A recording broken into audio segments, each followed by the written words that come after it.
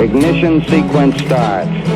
6, 5, 4, 3, 2, 1, 0. Liftoff. We have a liftoff.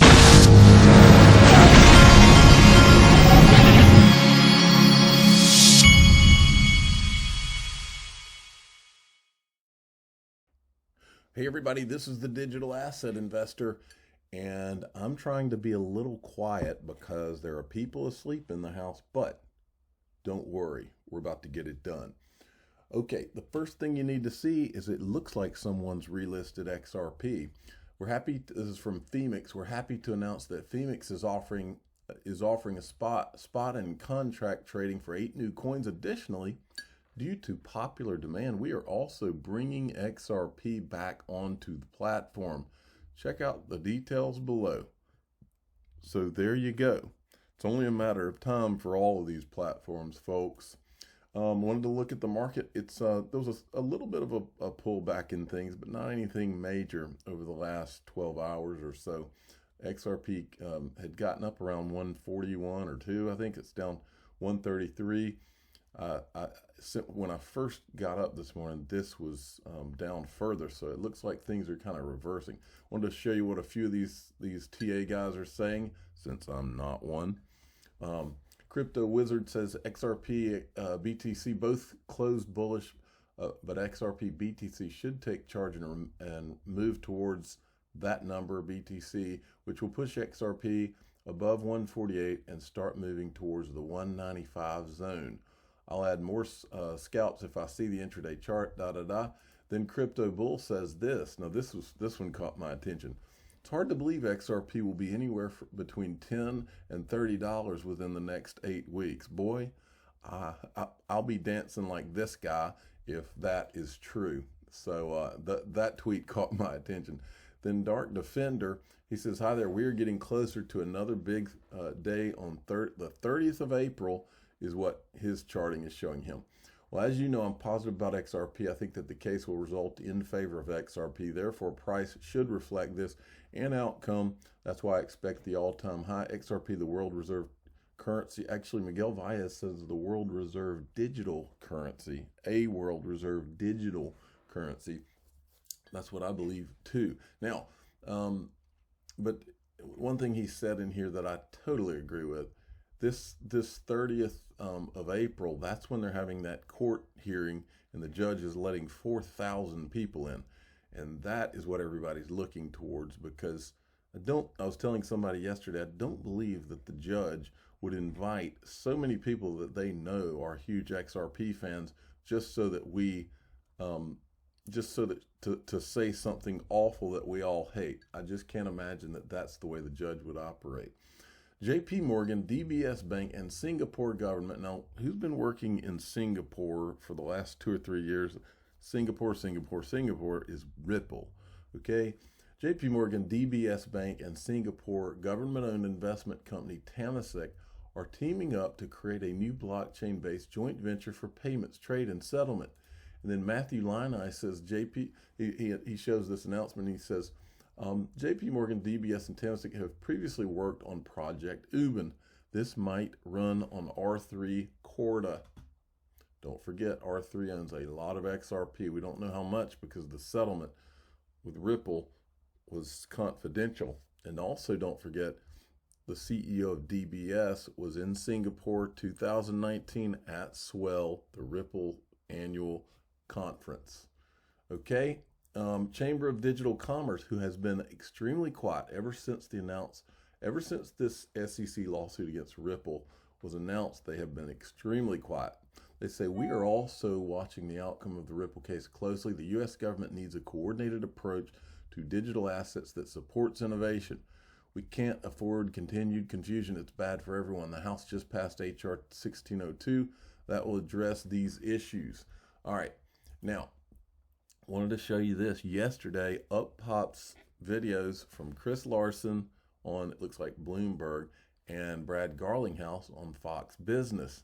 Now, the Twitter police have told me for a long time now that all of this talk where I'm telling you proof of work doesn't work and talking bad about Bitcoin is awful. We're not allowed to talk like that. They said that anything that's good for Bitcoin is good for crypto overall. I disagree. I think proof of work does not work because Ryan Zagone of Ripple told us when he was with Ripple back years ago, and it's obvious it doesn't. Proof of work, just look at the Ethereum gas fees. Look how slow Bitcoin is. Look how expensive it all is. Look how it affects the climate. All of it does not work, and it is not the future of crypto, never was. And Chris Larsen is here telling you this. I wonder if the crypto police are going to go after him and tell him how awful he is for telling the truth about Bitcoin. I doubt it. Ripple, but there's a lot of attention now being paid, and I know you paid some too, to the carbon footprint of crypto.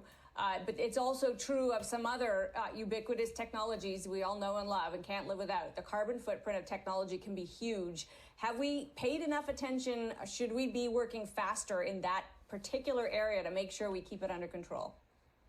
Yeah, you're bringing up a great point. So I think a key thing is not just going to renewables and so these new technologies, but also eliminating unnecessary usage of energy.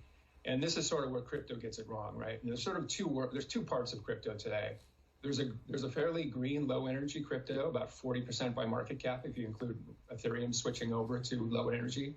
And then there's the kind of the original early, kind of technologies like Bitcoin, which are based on an extremely energy consumptive kind of method that, equivalent of 12 million US households in energy usage, crazy, producing about 60 megatons of CO2 per year and could double this year, right? So that's unacceptable. And it's an easy switch, relatively easy switch, and nothing's easy, but to change that over to another method that doesn't use. I'm sitting here looking at this while I'm watching this, and I'm wondering, what is he? Those look like, I grew up in the home building business, and those look like plats to me. I wonder what he's working on. That's got my attention while I'm watching this because I've already seen it. Large amounts of energy. XRP ledger, for example, uses the equivalent of about 50 U.S. homes per year. So that's a dramatic difference, right? So we can save a ton by just switching to smart technologies. You can't do that everywhere. Data centers need energy to work, so you've got to use the energy. But with crypto, you don't need this crazy energy usage to make it work. They need to switch to a different method. I mean, that's the second time this week he has told them they need to switch from proof of work. And here's the crazy irony of this thing. In order to switch to proof of work, don't they have to show that they're not decentralized by a group getting together to make that switch? Is that not true? Which is it almost feels like all the world's a stage, folks. Part of what makes Bitcoin unique is that mining methodology. Are you picturing a world where it's newer versions of cryptocurrencies that supersede those older, more clunky ones? So a lot of the Bitcoin maximalists, they would say, look, this is core, proof of work is core, mining for Bitcoin is core.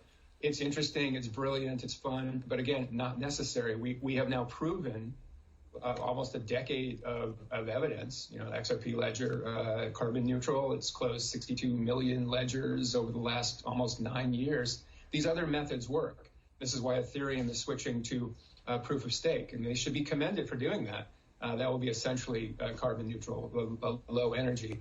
So there's just no reason not to switch, other than sort of this almost religion behind this.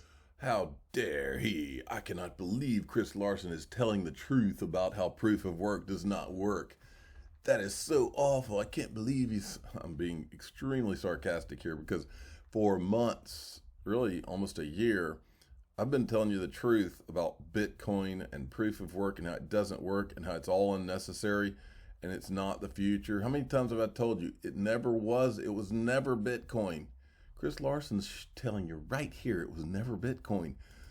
Yeah, and that's crazy. Look, we're asking all of our utilities to switch from coal to natural gas to renewables. That's really hard.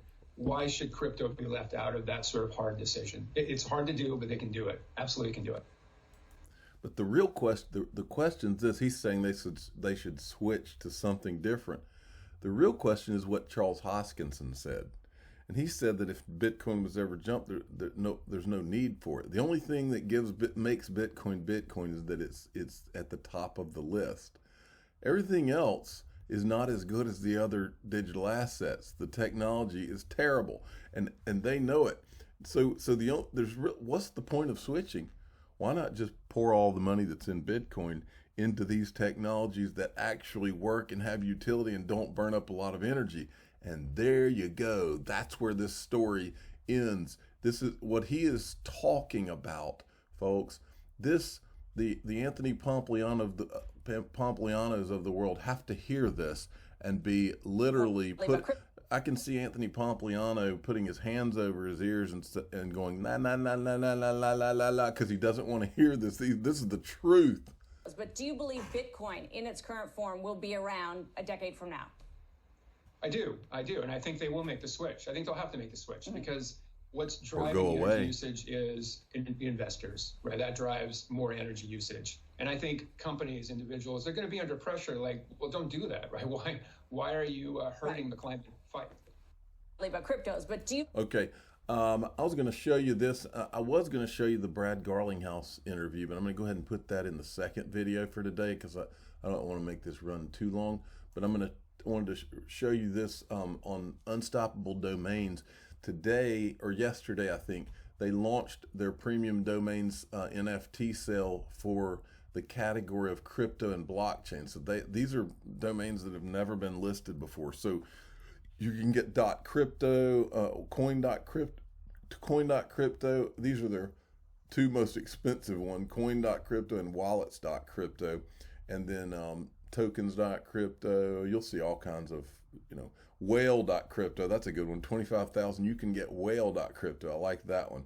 Cryptocurrencies.crypto is about $10,000. So anyway, but you can also go on there and pick your own, create your own word combination and get one for like $40. This is in the link to this is in the description.